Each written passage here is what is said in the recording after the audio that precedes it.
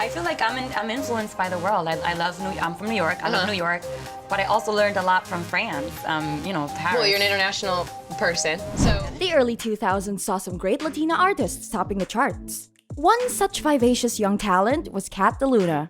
She mesmerized everyone with her powerful voice and stunning moves. Everyone saw her as the next big Latina singer like Shakira and Jennifer Lopez. DeLuna's debut album did amazing, but then with one bad performance, which was being nationally watched by millions, her rise to success took a different turn. Hello everyone and welcome to True Celebrity Stories. Have you ever wondered where did the 2007 blockbuster Wine Up singer vanished? Fret not. Today we will discuss what happened to Kat Deluna and what has she been up to now. Before we get started, don't forget to like, comment, and share.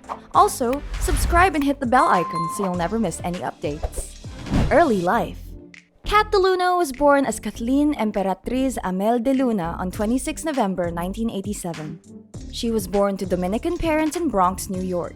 Her family moved back to the Dominican Republic soon after she was born.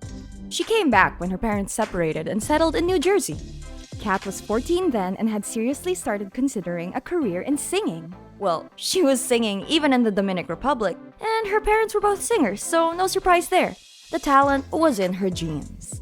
When her family moved back to the States, their financial condition wasn't great, and her mother's lack of English proficiency made it tough for her to find a good job. To support her family, Kat started performing, and she even opened up for a few performers, including Mark Anthony. DeLuna even took part in a Coca-Cola-sponsored competition at age 15 and won with her rendition of Whitney Houston's I Will Always Love You. In the same competition, Cuban salsa singer Ray Ruiz gave her life-changing advice that nobody knows you better than you do, and nobody can help you if you can't help yourself. Following this, she started writing her own songs and at 17, decided to pursue a solo career. Overnight success with debut single. Kat auditioned for multiple record labels before she was picked by Epic Records.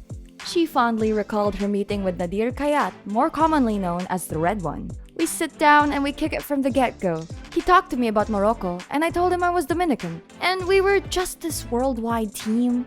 We started playing around and producing on the spot, and can you believe it? But the beat for Wine Up just came about right there. Her first single, Wine Up, saw the kind of success that can only be dreamed by every newcomer.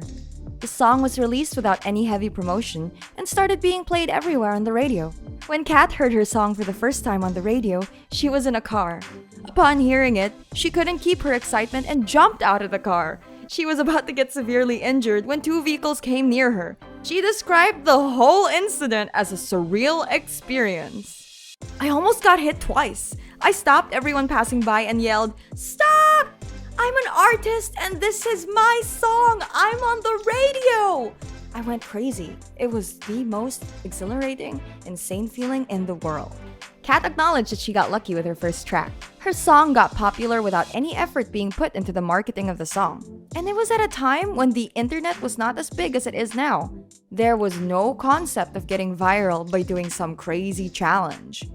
Her first album, 9 Lives, debuted at number 58 on Billboard Top 200. The name was inspired by the number of record companies she met before getting signed by Epic Records. We played it for the label and they went crazy. When we found Elephant Man to be featured on it, he was like, "Wow, this is the song of the summer." Usually, you have to do all these interviews and promotions for your music. But from the moment it came out, I was playing catch-up. The song was its own interview. The national anthem disaster. When a young artist gets success right from their first song, there are many people who then keep waiting for them to mess up. It's unfortunate. And unfortunately for Kat, that moment came at a huge event. She was a new singer who wanted to crush every opportunity that was coming her way. She was all set to perform on 2008 Monday Night Football game between the Dallas Cowboys and the Philadelphia Eagles. But then, due to strep throat, she couldn't give her best that day and sang multiple notes off-key. Her voice got so shrill that she was booed off the stage, and the next day, the headlines were anything but kind. In a 2015 interview with VH1, she opened up for the first time on what went on behind the scenes. People don't know, that's the thing.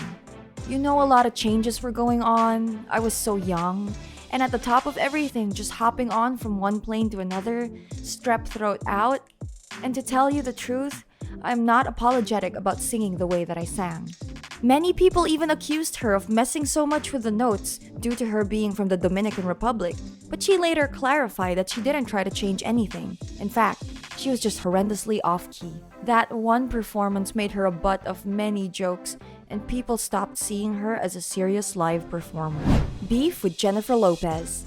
DeLuna's career is not marred with many controversies, just a series of few unfortunate events after getting her dream debut. She released a song titled Party O'Clock just before Jennifer Lopez released her humongous hit, On the Floor. As soon as J-Lo released her track, many listeners pointed out the uncanny similarities between the two tracks. While Kat released her track first, it was J-Lo's track that got huge worldwide recognition. To this whole controversy, DeLuna initially said, "I've seen this before, where the more established artist tries to take the vision and artistic ideas away from an emerging artist and assumes no one will notice because of their bigger shadow. Luckily, my loyal fans and the power of the internet have let the cat out of the bag." When, in an interview, Jennifer was asked about what she had to say about this accusation of plagiarism, she replied by being oblivious to the whole situation. "I'm not aware of that. No, I didn't hear about it." After a few years, Kat decided to set the record straight once and for all. She then said there was no bad blood between her and Jennifer, and how it was all made up by media to pit two Latina artists against each other. She even praised J-Lo and acknowledged her contributions to the music industry. DeLuna said, "It's cool that artists like J-Lo are inspired by my musical sound and style. Jennifer helped pave the way for Latinas like myself. I love her." There was also one important factor that not many people addressed. It was that both songs were produced by the same music producer, Red One. It was just that one was sung by a more popular star, which is why it got great publicity. After the whole national anthem fiasco, any artist would have sworn off to never perform live. But one thing that doesn't lack in Kat is courage. After releasing a successful debut album, she went on many tours and performed in front of packed arenas. I feel like traveling and touring is really where I grew up and matured. I've done a lot of shows in countries that other people won't do, and a lot of people say, "Why would you go there?" But I think it's not about me. It's about inspiring other people. That's who I am now. Later on, she released 2 albums, Inside Out in 2010 and Loading in 2015. Sadly, these albums couldn't capture the audience the same way her first album did. She decided to change her whole style in these albums, which, at the time, she thought was a great idea, but the audience didn't like it that much. Kat was very excited about how versatile her second album is from her first album. "Yes, I feel like my whole album will be that way. It's a shocker. I'm going to be doing things that people didn't expect. The thing is, people still see me as the artist from 9 Lives.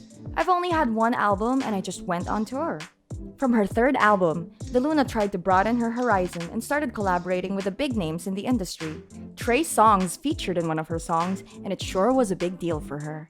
I later asked her how did all of this come together with Trey, to which she replied, "You know when things are meant to be? It's so crazy. I don't know. It just happens. It's just meant to be. And it's the perfect timing." That goes to show you that it's not about the levels of celebrity. It's about music. It's about when something has something special, it attracts other special artists. I believe that. When I meet artists nearer than myself that have that special thing, I always pay respect, or I say, "Hey, let's do this," or "Let's do that." I love that about Trey. Where is she now? Now, DeLuna has been in the industry for nearly 15 years, and to this day, she has only released 3 studio albums. DeLuna was once a very promising up-and-coming artist, but her management didn't do anything for her publicity. Her first song got hit on its own, and then nobody tried to capitalize on her instant fame. Performing the national anthem while being underprepared was another event that derailed her career. Now, so much time has passed, and young singers who came after her have successfully become such huge legends. As they say, time waits for no one. Let's hope DeLuna gets another successful album just like she did with her first one. She deserves that.